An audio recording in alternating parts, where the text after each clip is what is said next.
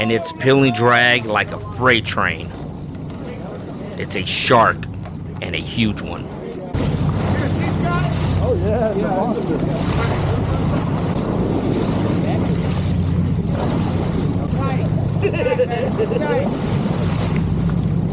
We're not rigged up with wire leaders, so we know we've only have a short window before this shark makes his moves and breaks off.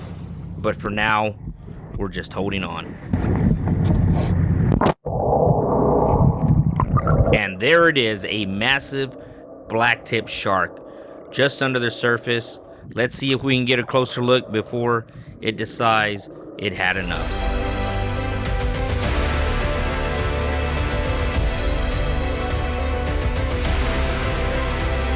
Quick tail whip and snap. Just like that, she's gone. The black-tip swam off strong, and what a fight she gave us. Even without landing it, that kind of action gets your heart pumping. A fun fight and another wild memory for these boys on the water.